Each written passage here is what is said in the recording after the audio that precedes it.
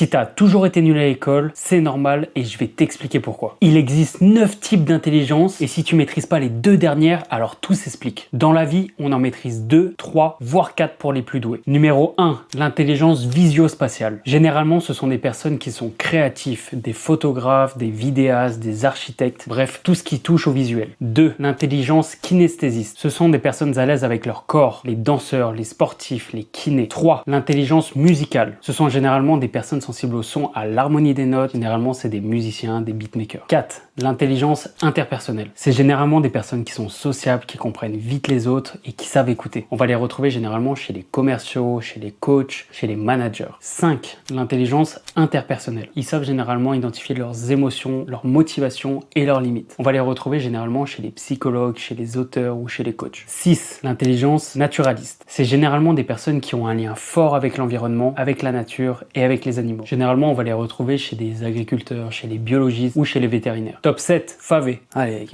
on est bientôt terminé. Non, je rigole. C'est l'intelligence existentielle. C'est des personnes qui remettent tout en question et qui sont attirées par des réflexions qui sont profondes et s'interrogent sur le sens de la vie. Généralement, c'est des philosophes, des penseurs ou des auteurs. Le 8e, c'est l'intelligence verbo-linguistique. C'est des personnes qui sont fortes avec les mots, que ça soit à l'écrit ou à l'oral. Elles ont des grandes facilités pour apprendre de nouvelles langues. Généralement, c'est des journalistes, des écrivains, des traducteurs ou des avocats. Et enfin, le 9e, c'est l'intelligence logico-mathématique. C'est des personnes qui sont super à l'aise avec les chiffres et qui ont une grande facilité avec les raisonnements. Généralement, on va les retrouver chez les ingénieurs, les analystes, les développeurs ou même les scientifiques. Donc en effet, si tu as toujours été nul à l'école, c'est normal. Parce que le système scolaire est basé quasi uniquement sur ces 2 derniers types d'intelligence. L'intelligence linguistique et l'intelligence logico-mathématique. Et forcément, si c'était pas inné pour toi, c'était plus compliqué. Alors commande tes 3 ou 4 types d'intelligence si tu t'es reconnu et surtout, oublie pas de t'abonner. Je te dis ciao.